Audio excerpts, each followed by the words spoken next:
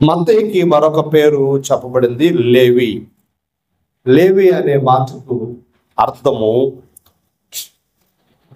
జత కూడుట, లేకపోతే పొందికతో అనే రెండు అర్థాలు ఉన్నాయి. జత కూడుట లేకపోతే పొందిక. లేవిగా పిలువబడిన మత్తయి ప్రభు ద్వారా పిలువబడ్డాడు. అపోస్తలుడుగా అద్భుతమైన పరిచర్య చేసినట్లుగా చరిత్ర మనకి చెబుతా ఉంది. ఈ మత్తయి ధనవంతుడు. ఆనాటి రోమా ప్రభుత్వంలో పన్నులు వసూలు చేసే అధికారిగా కనబడుతూ ఉన్నాడు. మన భాషలో చెప్పాలంటే ట్యాక్స్ కలెక్టర్, పన్నులు వసూలు చేసే ఉద్యోగాన్ని చేస్తూ ఉన్నాడు మత్తయి గారు. ఈ పన్నులు వసూలు చేసే వారిని మనము ఆలోచన చేసినప్పుడు చాలా పాపిష్టి వారిగా యేసు ప్రభుల వారి కాలంలో పిలువబడుతూ ఉన్నారు. సౌకరులు అంటే సౌకము వసూలు చేసేవారు. వారిని చాలా పాపాత్ములుగా పరిగణించేవారు. ఎందుకంటే పన్ను మీద పన్ను వేసి డబ్బులు గుంజేవారు. పన్ను మీద పన్ను, వడ్డీ మీద వడ్డీ వేసి మరి చాలా ప్రజలను ఇబ్బంది పెట్టేవారు. కాబట్టి ఈ సౌకర్యులు లేకపోతే పన్ను వసూలు చేసేవారిని ఆనాటి సమాజం భయంకరమైన పాపాత్ములుగా, భయంకరమైన పాపులుగా అభివర్ణిస్తూ చరిత్ర మనకు నేర్పిస్తూ ఉంది. ఆ సందర్భం లూకా గారు జక్కయ్య గురించి వ్రాశాడు. జక్కయ్య కూడా సౌకర్య అంటే పన్నులు వసూలు చేసేవాడు. జాగ్రత్తగా మనం ఆలోచన చేసినప్పుడు అన్ని ఉద్యోగాలలో, అన్ని వ్యాపారాల్లో అద్భుతమైన రాబడి కలిగినటువంటి వ్యాపారం ఏంటంటే పన్నులు వసూలు చేయడం. చాలా సులువుగా చక్కగా ఒక పాయింట్ ఉంటుంది. వాళ్ళకి ఆ ప్లేస్కి అతను ఉంటాడు. వచ్చిన వారు అందరి దగ్గర కూడా ఏ వసూలు చేస్తాడు? పన్నులు. యేసు ప్రభుల వారి కాలంలో ప్రతి తలకి పన్ను వేసేవారు. తలకంటే ప్రతి మనిషికి ఒక పన్ను, తల పన్ను అనేవారు దాన్ని. అంటే చిన్నపిల్లలు ఉన్నా పెద్దోళ్ళు ఉన్నా ఆ పన్ను కట్టాలి. ఆ పన్ను కట్టిన సందర్భం కూడా మత్తయి సువార్తలో మనకు రాయబడ్డది. జాగ్రత్తగా ఈ విషయాలు మనము ఆలోచన చేసినప్పుడు మత్తయి ప్రభువుతో సహవాసం చేసి ప్రభువును తెలుసుకుని లోకాన్ని, కుటుంబాన్ని విడిచిపెట్టి ప్రభువును గురించిన అనేక ఆత్మీయ సత్యాలు ఈ సువార్తలో రాశాడు. మత్తయి సువార్త 28 అధ్యాయాలు 1070 వచనాలుగా మనకు కనబడతా ఉంది. ఈ 28వ అధ్యాయాలు 1070 వచనాలు చాలాసార్లు మీరు చదివారని నేను అనుకుంటూ ఉన్నాను. ఈ 28 అధ్యాయాలలో మనము జాగ్రత్తగా చూసినప్పుడు కేవలము ఒక సంవత్సరానికి సంబంధించిన కొంత చరిత్ర మాత్రమే యేసు ప్రభుల గురించి మత్తయి వ్రాశాడు. యేసు ప్రభుల వారు 33.5 సంవత్సరాలు జీవించిన కేవలం ఈ 4 సువార్తల్లో మనకి మొదటి 3 సువార్తల్లో ఒక సంవత్సరం అంటే యేసు ప్రభుల యొక్క చివరి దినాలు లేకపోతే ఆఖరు వారం గూర్చినటువంటి విషయాలు కొంత చరిత్ర మనకు కనబడుతుంది. యోహాను సువార్తలో 3 సంవత్సరాలకు సంబంధించిన చరిత్ర మనకు కనబడుతుంది. కానీ మత్తయి వ్రాసినటువంటి ఈ 28వ అధ్యాయాల్లో కొన్ని మనము ఈ రోజున ఆలోచన చేయబోతూ ఉన్నాం. మత్తయి గారు రాసినటువంటి ఈ సువార్తలో యోసేపును గురించి, మరియాను గురించి, బాప్తిస్మిచ్చి యోహాను గురించి, మగ్దలేని మరియాను గురించి, పరిచయుల గురించి, శాస్త్రుల గురించి, పిలాతు గురించి ఇలాగ కొన్ని ముఖ్యమైన వ్యక్తులు, ఘట్టాల గురించి వ్రాశాడు. కొన్ని ముఖ్యమైన ప్రాంతాల పేర్లు కూడా వ్రాశాడు. అందులో బెత్లెహేము గురించి రాశాడు, ఐగుప్తు గురించి రాశాడు, నజరేతును గురించి రాశాడు, కపెర్నహూము గురించి రాశాడు, బేత్సయిదా గురించి రాశాడు, తూరు సీదోను పట్టణాల గురించి రాశాడు. అలాగే గలిలయ ప్రాంత ప్రదేశాల్లో జరిగిన సందర్భాల గురించి కూడా రాశాడు. కానీ మత్తయి కపెర్నహూము అనే పట్టణానికి చెందినవాడు. కపెర్నహూము అనే పట్టణములో అతడు జన్మించిన జన్మస్థలము. అక్కడే మత్తయి యొక్క తల్లిదండ్రులు ఉన్నారు అని చారిత్రక ఆధారాలు చెబుతూ ఉన్నాయి. అంటే ఒక పట్టణ వాసిగా ఉన్న మత్తయి ఆ సుంకపు వసూలు చేసే వ్యాపారాన్ని విడిచిపెట్టి ప్రభువును తెలుసుకుని ప్రభువు దగ్గరకు వచ్చి ప్రభువును గురించి ఎంత అద్భుతమైన విషయాలు వ్రాశాడు. దాదాపుగా యోదయ ప్రాంతంలో యేసు ప్రభు వెళ్ళిపోయిన తర్వాత 15 సంవత్సరాలు ఆయన సువార్త చేసి తర్వాత అనేక దేశాలకు వెళ్ళి క్రీస్తుని గురించి ప్రకటించినట్లుగా ఆయన చరిత్ర చెబుతా ఉంది.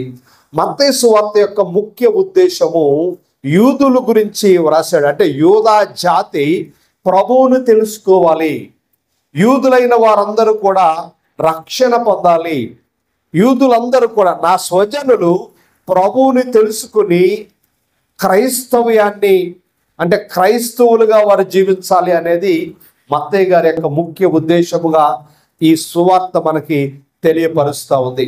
అందుకనే మత్తయి సువార్తలో క్రీస్తును ఏ రీతిగా చూపించాడు అంటే మెస్సయ్యగా. అంటే పాత నిబంధనలో మెస్సయ్య రాబోతున్నాడని 39 పుస్తకాలు ఏ రీతిగా ప్రవచించాయో, పాత నిబంధన 39 పుస్తకాలు ప్రవచించిన మెస్సయ్య ప్రభు అయిన క్రీస్తు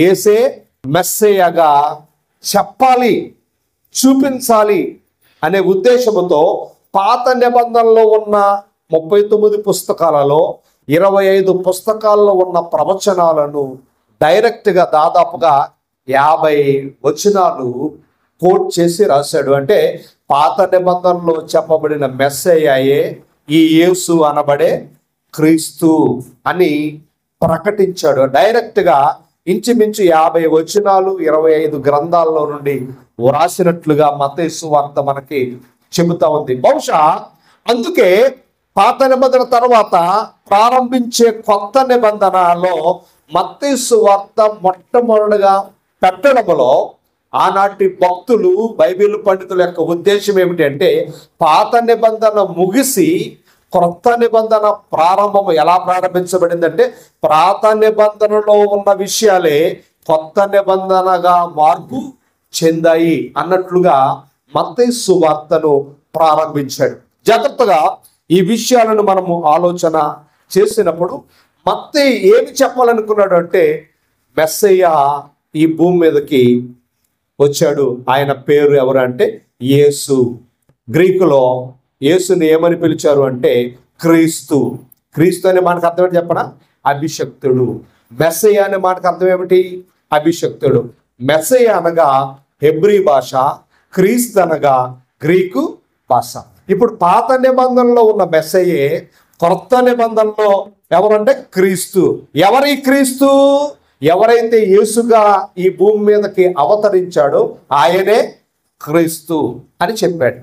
జాగ్రత్తగా మనం ఆలోచన చేసినప్పుడు యేసు ప్రభుకి అనేక బిరుదులు ఉన్నాయి. మీ అందరికీ తెలుసు కదా, యేసు ప్రభుకి అనేక బిరుదులు ఉన్నాయి. అసలు యేసు ప్రభు యొక్క అసలు పేరేంటి? ఎవరైనా చెప్పగలరా? యేసు ప్రభు యొక్క అసలు పేరు తెలుసా? యేసుక్రీస్తుకున్న అసలు పేరు. ఎందుకంటే మెస్సయ్య అనేది పాత నిబంధనలో చెప్పబడిన పేరు, క్రీస్తు అనేది గ్రీకు భాష ద్వారా చెప్పబడిన పేరు, యేసు అనేది గాబ్రియేలు దూత ద్వారా చెప్పబడిన పేరు. ఇంతకీ యేసు ప్రభు యొక్క అసలు పేరు ఏమిటి అనేది మీరు ఈ క్రిస్మస్ పర్వదినాల్లో నేర్చుకుని చక్కగా చెప్పాలి. ఏ పేరు అసలు పేరు అనేది ఒక మంచి నిర్ణయానికి మీరు రావాలని ప్రేమతో మనం చేస్తున్నాను. జాగ్రత్తగా మనం ఆలోచన చేసినప్పుడు మత్తయి యేసును మెస్సయ్యగా చెప్పాడు. మెస్సయ్య అంటే ఆయన రాజు, ఆయనకు ఒక రాజ్యం ఉంది, ఆయన రాజ్యము పరలోక రాజ్యము అని మత్తయ్య చాలా అద్భుతంగా రాజ్యాన్ని గురించి రాశాడు. రాజ్యము అనే మాట మత్తయి సువార్తలో 50 సార్లు డైరెక్ట్గా ఉంటే పరలోక రాజ్యము అనే మాట మత్తయి సువార్తలో 30 సార్లు ఉంది. మత్తయి సువార్త యొక్క ముఖ్య వచనం ఏమిటి అంటే మత్తయి సువార్త 3వ అధ్యాయము 2వ వచనం సెంట్రల్ వెర్స్ అన్నమాట.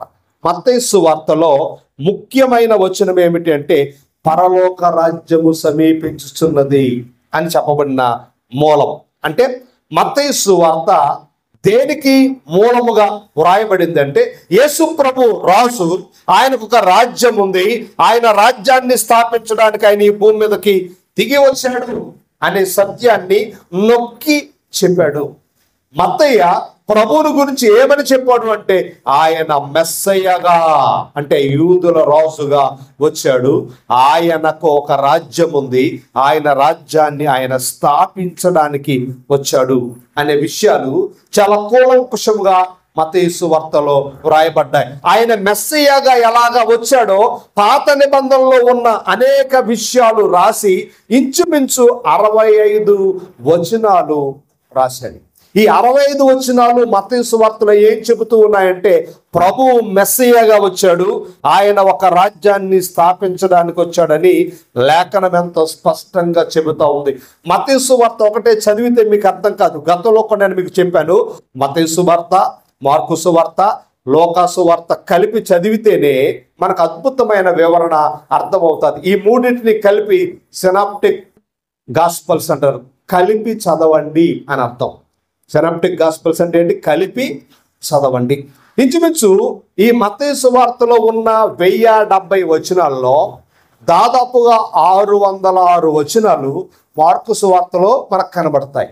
అంటే మత్తయి సువార్తలో ఉన్న 1070 వచనాల్లో 606 వచనాలు ఎందులో కనబడతాయి? మార్కు సువార్తలో ఉన్న వచనాలే మనకి కనబడతాయి. జాగ్రత్తగా ఈ విషయాలను మనం ఆలోచన చేసినప్పుడు మత్తయి రాసిన 1070 వచనాలలో డైరెక్ట్గా ప్రభు మాట్లాడిన మాటలు 644 మాటలు రికార్డు చేయబడ్డాయి మత్తయి సువార్తలో. జాగ్రత్తగా ఈ విషయాలను మనం ఆలోచన చేసినప్పుడు అంటే మత్తయి సువార్తలో ఎక్కువ భాగం దేని గురించి రాయబడిందంటే మెస్సయ్య గూర్చిన ప్రవచనాలే మత్తయి గారు ఎక్కువగా రాసినట్లుగా చాలా స్పష్టంగా మనకి లేఖన భాగములు కనబడుతూ ఉన్నాయి. అందుకనే మత్తయి సువార్త చదువుతూ ఉన్నప్పుడు ప్రవక్తల ద్వారా చెప్పబడిన వాక్యము నెరవేరునట్లు అనే పదం ఎక్కువగా కనపడుతుంది మనకి మత్తయి సువార్తలో.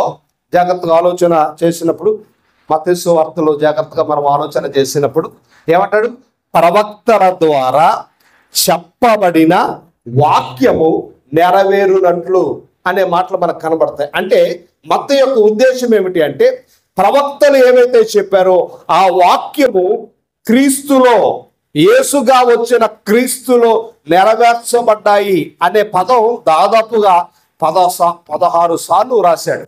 ఎందుకు రాశాడు 16 సార్లు అని అంటే పాత నిబంధనలో ఉన్న క్రీస్తుని గురించిన ప్రవచనాలు యేసులో నెరవేర్చబడ్డాయి.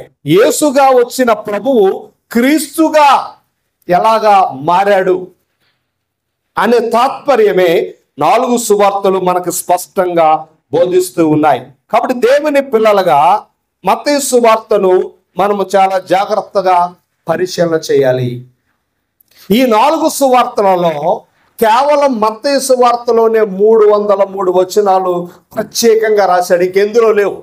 మిగిలిన 3 సువార్తలు మనం చదివితే మత్తయి సువార్తలో 303 వచనాలు ఉన్నాయి, ఇవి ఇంకెందులోనూ రాయబడలేదు.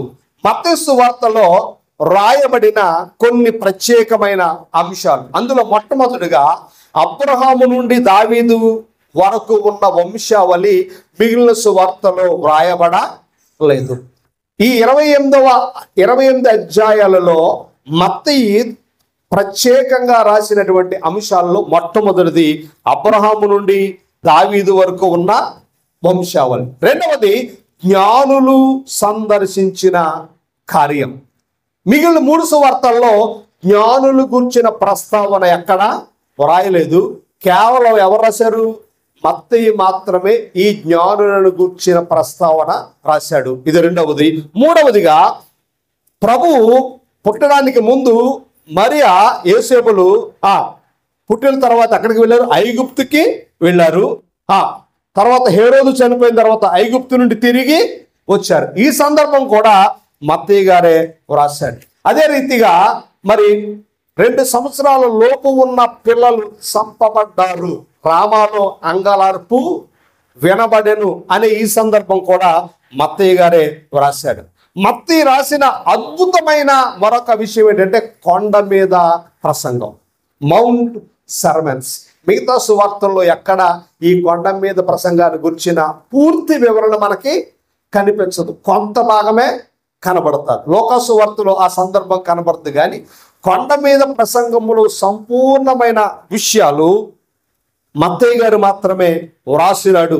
అలాగే ఇద్దరు గుడ్డివారు స్వస్థత పొందిన సందర్భం మత్తయి గారు రాస్తే, లోకా ఒక గుడ్డివాడు గురించే రాశాడు. లోకా సువార్త 7వ అధ్యాయంలో ఆ గుడ్డివాడి పేరు కూడా రాశాడు. మీరు జాగ్రత్తగా ఆలోచన చేస్తే, అంటే ఈ ఇద్దరు గుడ్డివాళ్ళ గురించి మత్తయి రాస్తే అందులో ఒక వ్యక్తిని ప్రత్యేకంగా ఎవరు రాశారంటే లోకా గారు రాశారు. జాగ్రత్తగా పేరుతో సహా ఆ గుడ్డివాడి గురించి లోకా సువార్తలో రాయబడింది. ఎందుకు నేను ఈ విషయాలు మీకు తెలియపరుస్తున్నాను అంటే, 4 సువార్తలలో ప్రభువును గూర్చిన చారిత్రక వాస్తవాలను మనం రాబోయే దినాల్లో పరిశీలన చేయబోతూ ఉన్నాం. ఈరోజు మత్తయి సువార్తలో ఉన్న చారిత్రక వాస్తవాలు ఏమిటంటే, మొట్టమొదటిది అబ్రహాము నుండి దావీదు వరకు వంశావళి రాశాడు. రెండవది జ్ఞానులు గూర్చిన చారిత్రక వాస్తవాలు రాశాడు. మూడవది కొండ మీద చెప్పబడిన ప్రసంగాన్ని గురించి రాశాడు. నాలుగవది ఐగుప్తుకి ప్రభు వెళ్ళాడు, మరలా తిరిగి వచ్చిన చారిత్రాత్మక సందర్భం రాశాడు. తర్వాత అద్భుతాల గురించి రాస్తూ ఇద్దరు గుడ్డివారి గురించి రాశాడు. దెయ్యములు పట్టిన మనిషి స్వస్థత పొందినట్లుగా రాశాడు. యేసు ప్రభు ఒక అద్భుతమైన పిలుపు, ఇంటర్నేషనల్ కాలింగ్ అంటారు. ఆయన పిలిచిన ఒక అద్భుతమైన పిలుపు గురించి కేవలం మత్తయి మాత్రమే రాశాడు. ఆయన పిలిచిన ఆ యూనివర్సల్ కాలింగ్ ఏంటో తెలుసా మీకు? మత్తయి సువార్తలో రాయబడిన ప్రత్యేకమైన పిలుపు ఏంటది? ప్రయాసపడి భారము మోసుకొనుచున్న సమస్తమైన వర్లారా, యూనివర్సల్ కాలింగ్ అంటారు. ఇది కేవలం మత్తయి మాత్రమే రాశాడు. ఇంకా మత్తయి సువార్త యొక్క ప్రత్యేకతలు ఏమిటంటే, గోధుమలు గురుకుల గురించి మత్తయి గారు మాత్రమే రాశాడు. మంచి ముత్యము గురించి మత్తయి గారు మాత్రమే రాశాడు. వల, సమూహము అనే ఉపమానాల గురించి మత్తయి గారు మాత్రమే రాశాడు. పేతురు గారు నీళ్ల మీద నడిచాడు అనే విషయాన్ని కూడా మత్తయి గారు మాత్రమే రాశాడు. పేతురు తన తప్పును ఒప్పుకున్నాడు. 3 సార్లు బొక్కిన తర్వాత మరలా తన తప్పును ఒప్పుకున్న సందర్భాన్ని మత్తయి గారు మాత్రమే రాశాడు. ఇంకా గొప్ప విషయం ఏంటంటే సంఘము, ఎక్లీషియా అనే పదం కేవలం మత్తయి సువార్తలో 2 అధ్యాయాల్లో మాత్రమే ప్రారంభించబడింది. మత్తయి సువార్త 16వ అధ్యాయము, మత్తయి సువార్త 18వ అధ్యాయాల్లో మాత్రమే ఎక్లీసియా, సంఘ ప్రారంభము, సంఘము అనే పదం కేవలం మత్తయి సువార్తలోనే ప్రారంభించబడింది. ఇలాగ మనం చెప్పుకుంటూ వెళితే అనేక ఆత్మీయ సత్యాలు, షెకెలు, అరషెకెలు, తలాంతు అనేవి కేవలం మత్తయి గారే రాశాడు. ఎందుకంటే మత్తయి గారికి డబ్బు గురించి బాగా తెలుసు. మత్తయికి దేని గురించి బాగా తెలుసు? డబ్బు గురించి బాగా తెలుసున్నాడు కాబట్టి షెకెలు, అరషెకెలు, తలాంతు అనే డబ్బును గుర్చినటువంటి విషయాలు కేవలం మత్తయి సువార్తలో మాత్రమే వ్రాయబడ్డాయి. ఇంకా మనం ముందుకు వెళితే కనికరము లేని దాసుడు యొక్క ఉపమానాన్ని కూడా మత్తయి గారే వ్రాశాడు. రాజకుమారుని పెండ్లి విందు, అంటే పెళ్లి చేసుకుంటే ఆ విందుకు ఎవరిని పిలవాలి అనే విషయము కేవలం మత్తయి గారు మాత్రమే వ్రాశాడు. పరిసయ్యులపై 23వ అధ్యాయంలో అయ్యో వేషధారులైన శాస్త్రులారా, పరిసయ్యులారా అని ప్రభువు శాస్త్రులు పరిచయులను తిట్టిన సందర్భాన్ని ఎవరు రాశారంటే మత్తయి గారు మాత్రమే రాశాడు. ఇంకా 10 మంది కన్యకలు, 10 వర్జిన్స్, ఎంతమంది?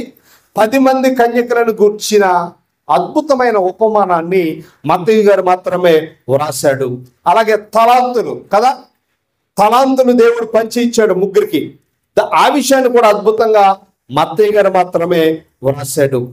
అలాగే యేసు ప్రభువును 30 వెండి రూపాయలకు అమ్మబడినట్లుగా ఆ అద్భుతమైన సన్నివేశం అది ఎక్కడ ఉందంటే పాత నిబంధనలో ఉన్న ప్రవచనాన్ని ఎత్తి కేవలం మత్తయి గారు మాత్రమే రాశాడు. ఇస్కరియోతు యూదా యొక్క మరణాన్ని గురించి మత్తయి రాయడం జరిగింది. పిలాతు భార్యకు వచ్చిన కళ గురించి కూడా ఎవరు రాశారంటే మత్తయి గారు మాత్రమే వ్రాశాడు. అలాగే మరి యేసు ప్రభు సమాధి దగ్గర ఆ సమాధి తెరవబడిన సందర్భంలో రోమా సైనికులు కైప దగ్గరకు అలాగే సమాజ మందిర ప్రధాన దగ్గరికి వెళ్ళినప్పుడు వాళ్ళకి డబ్బు ఇచ్చిన సందర్భం, ఎవరికి? రోమా సైనికులకు లంచం ఇచ్చిన సందర్భం, రోమా సైనికులు కళ్ళు తిరిగి పడిపోయిన సందర్భం కేవలం మత్తయి సువార్తలో మాత్రమే వ్రాయబడింది. అంటే ఇంచుమించు 28 విషయాలు మత్తయి ప్రత్యేకముగా వ్రాశాడు అని లేఖనం ఎంతో స్పష్టంగా కనబడతా ఉంది. ఈ మత్తయి సువార్త యొక్క పరిచర్యను మనం ఆలోచన చేసినప్పుడు మత్తయి సువార్త ఇచ్చిన పిలుపు ఏమని పిలిచాడు అంటే, మత్తయి గారు సమస్త క్రైస్తవ్యానికి లేకపోతే సార్వత్రిక సంఘానికి మత్తయి సువార్త ద్వారా ఇవ్వబడిన పిలుపు ఏమిటంటే, రండి మీరు ప్రభువుకు శిష్యులుగా చేరండి. ఎవరి శిష్యులుగా?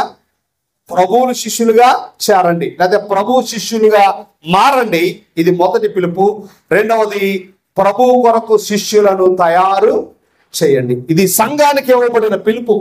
మత్తయి సువార్త ద్వారా సార్వత్రిక సంఘానికి ఇవ్వబడిన పిలుపు ఏమిటంటే, మీరు ప్రభు యొక్క శిష్యులుగా మారండి, ప్రభువు కొరకు శిష్యులను తయారు చేయండి. ఇది మత్తయి సువార్త యొక్క పిలుపు.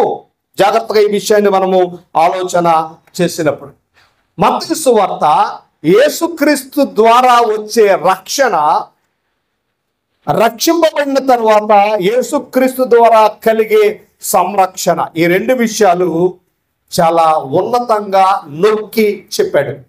ప్రభు ద్వారా సమస్త మానవాళికి కలిగే రక్షణ, రక్షింపబడిన తర్వాత ప్రభు ద్వారా కలిగే సంరక్షణ, ఈ విషయాన్ని గురించి కూడా మత్తయి గారు చాలా అద్భుతంగా వ్రాశాడు.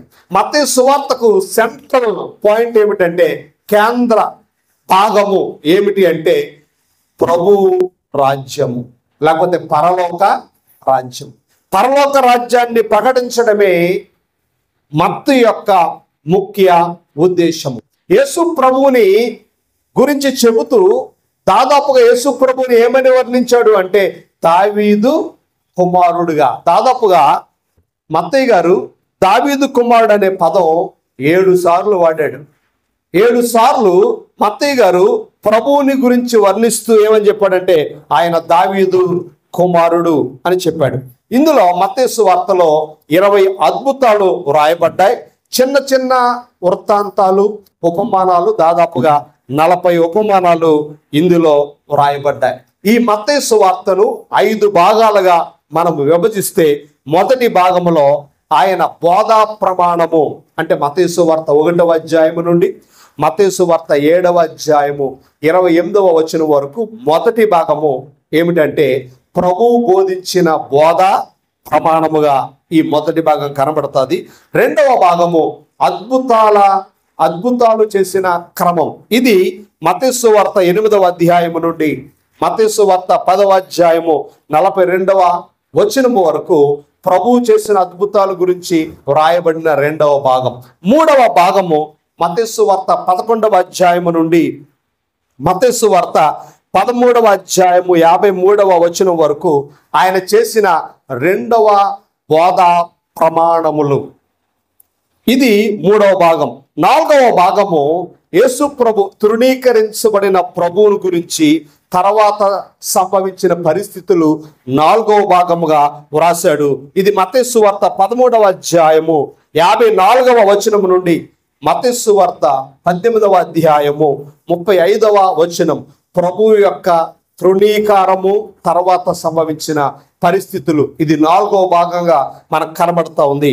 చివరి భాగం మత్తయి సువార్తలో చెప్పబడిన 5వ భాగము యెరూషలేములోని చివరి వారం అంటే యేసు ప్రభువుల వారి జీవితములో సంభవించిన ఆఖరపు వారములో ఏమేమి పరిస్థితులు సంభవించాయో అది మత్తయి సువార్త 25వ అధ్యాయము 46 నుండి 26వ అధ్యాయము 1 వరకు ఆ చివరి వారములో ప్రభు యొక్క శ్రమలు పునరుద్ధానాన్ని గురించి మత్తయి వ్రాశాడు. దీన్ని బట్టి మత్తయి సువార్తలో ముఖ్యమైన చారిత్రక వాస్తవాలు, ప్రవచనాత్మకమైన విషయాలు మత్తయి ప్రభువుని ఎలా చూపించాలనుకున్నాడంటే ఆయన రాజులకు రాజు. ఆయన ఒక రాజ్యాన్ని స్థాపించడానికి యేసు ప్రభువు వారు ఈ భూమి మీదకి వచ్చాడు. యేసు ప్రభు ఈ భూమి మీదకి ఎందుకు వచ్చాడు అని అనేక కారణాలు మనం నేర్చుకున్నాం. కానీ మత్తయి గారు యేసు ప్రభు ఎందుకు వచ్చాడు అంటే ఆయన రాజ్యాన్ని స్థాపించడానికి వచ్చాడు. యెషయా గ్రంథము 9వ అధ్యాయంలో చెప్పబడిన ప్రవచనాన్ని ఆధారము చేసుకుని ఆయన ఒక రాజ్యాన్ని స్థాపించడానికి ఈ లోకానికి వచ్చాడు. ఎందుకంటే ఆ యెషయా గారు ప్రవచించాడు 9వ అధ్యాయం 6వ వచనములో, ఆయన భుజముల మీద రాజ్యభారముండును. ఆ రాజ్యాన్ని స్థాపించడానికి యేసు ప్రభు భూమి మీదకి దిగి వచ్చాడు. ఆ ప్రభు స్థాపించిన రాజ్యములో ఎలాంటి పరిపాలన జరుగుద్ది, ఆ పరిపాలనలో ఎలాంటి నియమ నిబంధనలు ఉంటాయి అని మనం ఆలోచన చేసినప్పుడు, పాత నిబంధన ఇశ్రాయేలు కాలంలో దేవుడు వారికి ధర్మశాస్త్రం ఇచ్చాడు. పాత నిబంధన చరిత్రలో, పాత నిబంధన కాలములో తన ప్రజలను పాలించడానికి, తన ప్రజలను నడిపించడానికి వారు పరిశుద్ధముగా, దేవుని కొరకు నమ్మకముగా, దేవుని సన్నిధిలో ఆరాధించే ఆరాధన క్రమాన్ని ఇచ్చాడు. అది ధర్మశాస్త్ర క్రమము, అది పాత నిబంధన. కానీ దేవుని రాజ్యము స్థాపించబడిన తర్వాత దేవుని రాజ్యము కొరకు ఒక క్రొత్త నిబంధనను ఇచ్చాడు. అది ఇర్మీయా గ్రంథంలో ఆ ప్రవచనం మనకు కనబడుతుంది. 23వ అధ్యాయం 5వ వచనములో అద్భుతంగా చెప్పాడు, ఇదిగో నేను క్రొత్త నిబంధన చేయబోతా ఉన్నాను. అంటే దేవుని రాజ్యములో ఏ నిబంధన వర్తిస్తుంది అంటే క్రొత్త నిబంధన చట్టము కింద దేవుని రాజ్యము నిర్మించడానికి యేసు ప్రభు భూమి మీదకి దిగి వచ్చాడు. జాగ్రత్తగా ఈ మాటలు మనం ఆలోచన చేసినప్పుడు దేవుని రాజ్యము ఏ చట్టము కింద నడిపించబడుతుంది, సంఘం అనే రాజ్యము ఏ చట్టము కింద పరిపాలించబడుతుంది అంటే జాగ్రత్తగా మనం ఆలోచన చేయాలి. ఏమని చెప్పబడుతుందంటే క్రొత్త నిబంధన చట్టము కింద నూతన రాజ్యము అంటే పరలోక రాజ్యము నడిపించబడుతుంది అని మత్తయి చెప్పాడు. ఈ పరలోక రాజ్యములో పౌరులుగా ఉన్నవారు, అంటే రాజ్యంలో ఎవరుంటారు? పౌరులు. ఏమని పిలువబడతారు? ప్రజలు. దేవుని రాజ్యంలో ఉన్న ప్రజలు ఏమని పిలువబడతారు? సహజంగా మనం దేవుని రాజ్యంలో ఉన్న ప్రజలను విశ్వాసులుగా మనం పిలుస్తాం, దేవుని పిల్లలుగా మనము పిలుస్తాం. విశ్వాసులు, దేవుని పిల్లలు, లేకపోతే ఆరాధించువారు, ఇలా రకరకాలుగా పిలుస్తాం. కానీ క్రొత్త నిబంధన ప్రకారంగా దేవుని రాజ్యములో ఉన్న వారందరూ ఎవరు అంటే రాజులైన యాజక సమూహము. క్రొత్త నిబంధన చట్టం క్రింద సంఘములో ఉండే ప్రతి విశ్వాసి, సంఘములో ఉన్న ప్రతి ఒక్కరు ఎవరంటే రాజులైన యాజక సమూహం. ఇందులో ఎవరు ఎక్కువ లేదు, ఇందులో ఎవరు తక్కువ లేదు. అందరూ, ప్రతి విశ్వాసి కూడా రాజులైన యాజక సమూహము.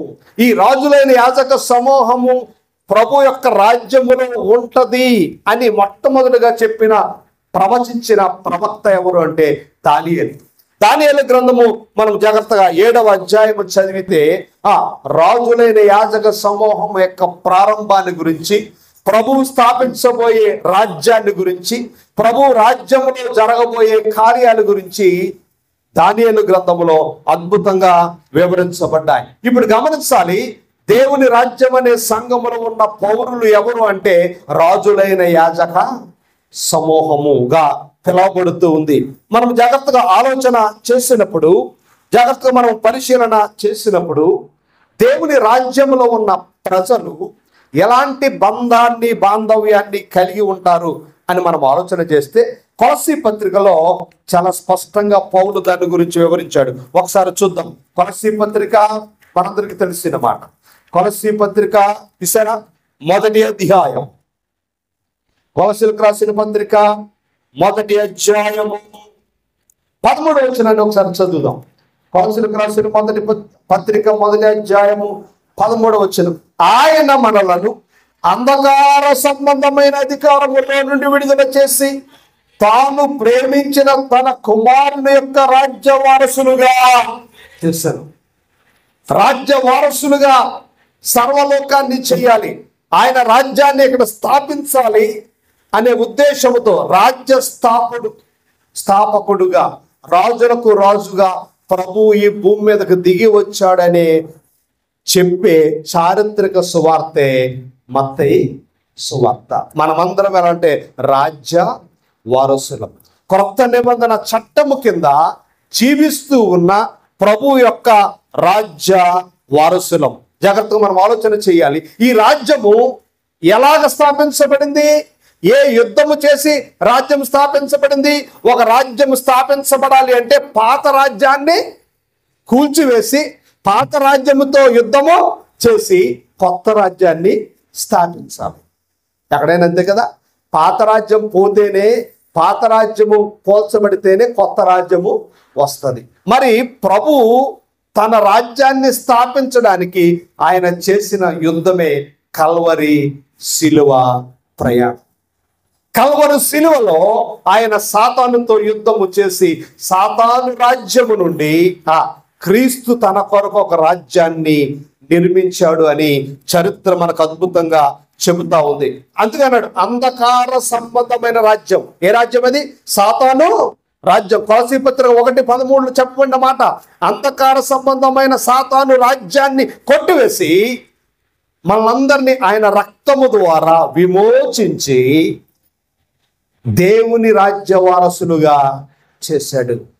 జాగ్రత్తగా మనం ఆలోచన చేయాలి.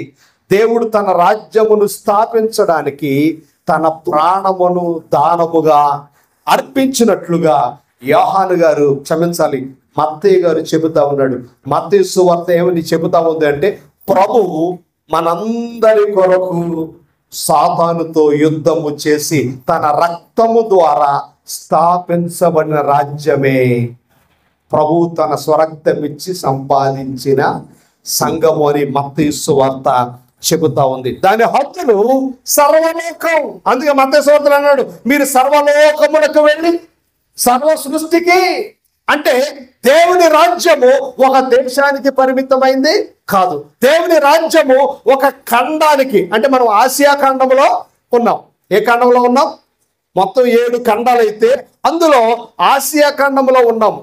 ఇక్కడ ప్రభు అంటున్నాడు ఆయన రాజ్యము ఒక ఖండానికి చెందినది కాదు, సర్వ లోకములో ఆయన రాజ్యము ఉండాలి. ఇది ప్రభు యొక్క, ఒక మాటలో చెప్పాలంటే ఇది దేవాతి దేవుని ఉద్దేశము, యేసు ప్రభు యొక్క సంకల్పంగా ఉన్నది అని మత్తయి గారు రాస్తూ ఉన్నాడు. మత్తయి గారు ఏమంటాడంటే, ప్రభు ఒక రాజ్యాన్ని స్థాపించడానికి వచ్చాడు. ఆ రాజ్యము సర్వలోకములో ఆ రాజ్యము వ్యాపించబడి ఉంటది. అది ఎప్పుడు స్థాపించబడింది? ప్రభు రాజ్యం ఎప్పుడు స్థాపించబడింది అని చెప్పబడింది దానియేలు గ్రంథంలో చెప్పాడు. 2వ అధ్యాయం, ఆ రాజుల కాలములో దానియేలు గ్రంథంలో ప్రవచించాడు. దానియేలు గ్రంథంలో ప్రవచించిన ఆ రాజ్యాన్ని గురించి దానియేలు ఏ రాజ్యము గురించి అయితే ప్రవచించాడో అదే రాజ్యాన్ని స్థాపించడానికి మెస్సయ్యగా ప్రభు అయిన యేసుక్రీస్తు భూమి మీదకి దిగి వచ్చి రాజ్యాన్ని స్థాపించాడు అని నొక్కి చెప్పిన సువార్తే చెప్పాలి మత్తయి సువార్త. కాబట్టి మనం ఆలోచన చేసినప్పుడు ఇది ఎప్పుడు స్థాపించబడింది అంటే అంచె దినాల్లో ప్రభు రాజ్యము స్థాపించబడుతుంది అని దానియేలు గ్రంథంలో చెప్పబడిన విషయాన్ని క్రోడీకరించి మత్తయి గారు వ్రాసాడు. ఇది ఎంతకాలం ఉంటుంది ఈ రాజ్యము, ఎన్ని సంవత్సరాలు ఉంటుంది అని మనం ఆలోచన చేసినప్పుడు మన భారతదేశంలో ఒక ప్రభుత్వం 5 సంవత్సరాలు ఉంటుంది, మనందరికీ తెలుసు. కానీ ప్రభు స్థాపించిన ఈ రాజ్యం ఎంతకాలం ఉంటుంది అని మనం ఆలోచన చేసినప్పుడు దాని పరిమితి ఏమిటి అంటే హెబ్రీ పత్రికలో రాయబడింది, యుగ యుగములు ఆయన రాజ్యము ఉండదు. ఆయన రాజ్యమునకు ఏమి లేదు, అంతము లేదు. అంతము లేని రాజ్యాన్ని స్థాపించడానికి ప్రభువు ఈ భూమి మీదకి దిగి వచ్చాడు. ప్రభు తన రాజ్యాన్ని స్థాపించడానికి ఈ భూమి మీదకి దిగి వచ్చాడు. కాబట్టి మనం అందరం ప్రభు రాజ్యములో వారసులం. ప్రభు రాజ్యం కొరకు మనం అందరం ఏం చేయాలి? శిష్యులుగా మారాలి. రెండవది, శిష్యులను తయారు చేయాలి. దానికి గుర్తుగా మనమందరము ప్రభు రాజ్యములో ఉన్నామనడానికి గుర్తుగా దేవుడు ఒక అద్భుతమైన ప్రేమ విందును మనకు పెట్టాడు. అదే ప్రభు బల్ల సంస్కార ఆరాధన అంటాం. అంటే మనమందరము కూడా ఏ రాజ్య సంబంధులము?